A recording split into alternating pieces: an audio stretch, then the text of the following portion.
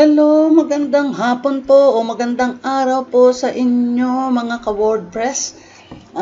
Gusto ko lang i-share sa inyo na lalo na sa mga baguhan na pwede kayong gumamit ng WordPress galing sa localhost para libre ang paggamit nyo. Pwede muna kayong mag-practice paggawa ng website, web design, pagbuo ng inyong WordPress portfolio. Kasi ito ay libre at pwedeng gamitin offline. Ibig sabihin, hindi mo kailangan ng internet.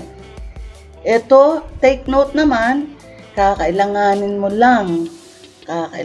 lang ang internet kung kailangan mo na ng plugins, themes, at saka mga templates na kailangan pang design sa iyong website na gagamitin, katulad kung ang pwedeng gamitin ay ang Envato Elements. Okay? Ito ay magandang gamitin sa mga nag-uumpisa na bubuo ng isang website bago mag-go live. Kasi para mas mapaganda mo muna ang iyong website bago ka mag-live.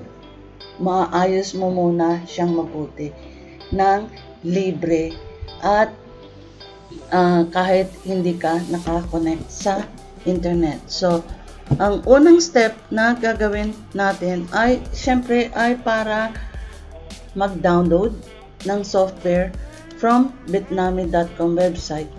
Sa link na makikita nyo sa baba ng video na ito, ang gagawin nyo lang is i-click ang link,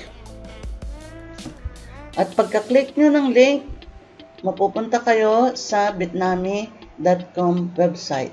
Okay?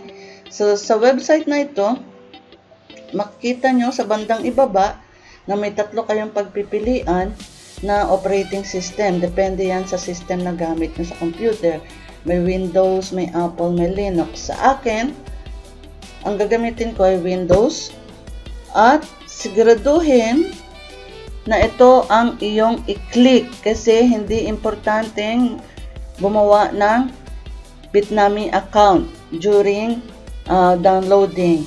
So, ito ang i-click nyo. No thanks, just take me to the download para maka-download ng software. Okay? And then, pag-click nyo yan, mag-automatic siyang mag-download. And just wait for a while. Dahil mabilis lang yan. So, susunod ay ang pag-install ng software at paggawa ng folder kung saan gusto nyo itong i-install. Okay? So, pagka-download, i-click lang yung software para ma-install. Piliin ang English. And then, click Next. Siguraduhin naka-check ang 2 boxes na yan para gumana ang website nyo. Ito yung sinasabi ko na kailangan gawa ka ng sariling folder kung saan mo gustong i-install yung software para mabilis mo siyang makita. Sa akin, ang gagawin ko, lalagyan ko siya ng WordPress local para mas mabilis ko siyang makita at ma-identify. Okay? And then click Next. So, ang susunod is i-fill out ang form na ito.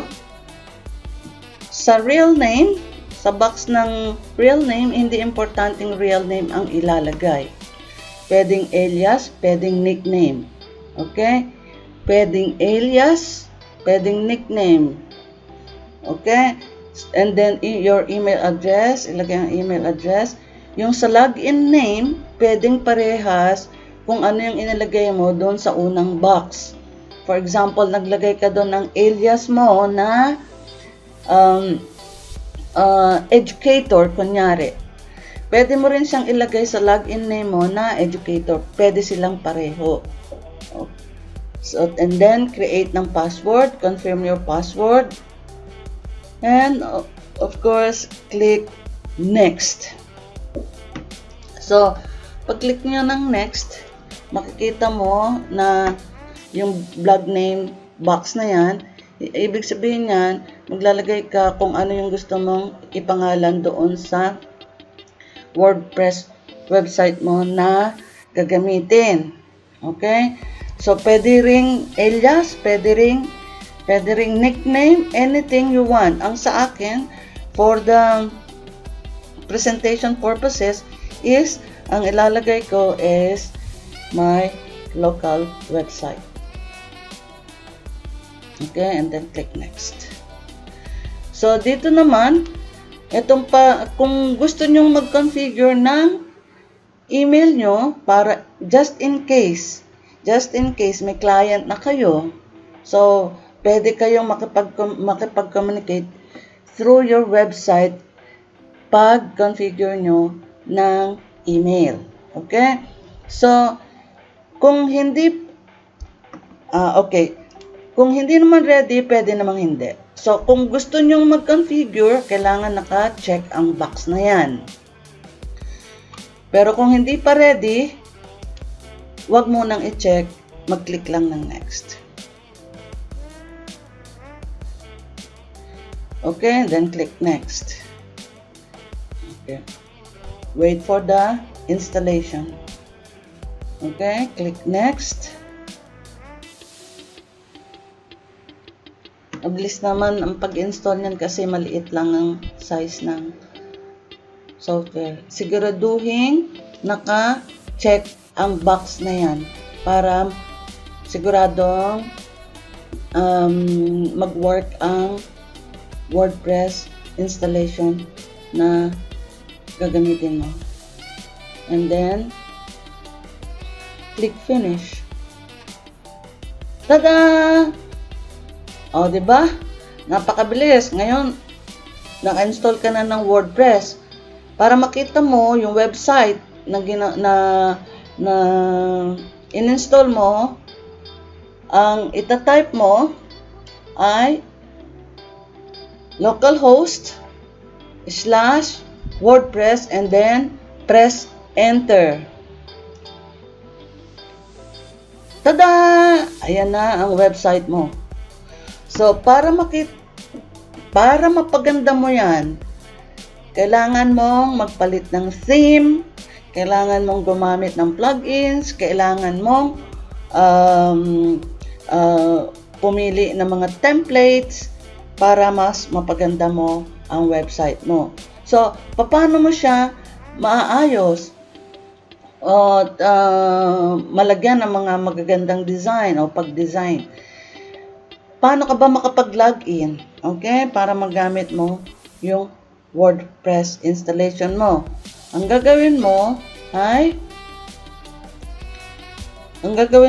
para makapag-login ka ay sa dulo nung tinype mong una, dagdagan mo ng login.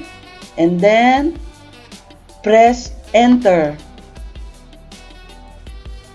So, magla-login ka ngayon, yung kung maalala nyo, kung ano yung inilagay mong name, login name, doon sa fill out mong form, yan ang ilalagay mo dyan. At saka, yung password. Yan ang ilalagay mo dito sa pag-login mo sa WordPress. Para makapasok ka sa website mo. Ito na ngayon, ang WordPress installation mo. Sa susunod, ipapakita ko sa inyo kung paano kayo mag-install ng plugins, paano kayo mag-install ng theme, paano kayo mag-install ng Envato Elements para gagamitin nyo sa pagpapaganda ng website nyo, sa pagbuo ng isang magandang website. Napakabilis, diba? Huwag pong kalimutan. Maraming salamat po sa panonood. Huwag pong kalimutan mag-subscribe, like at share.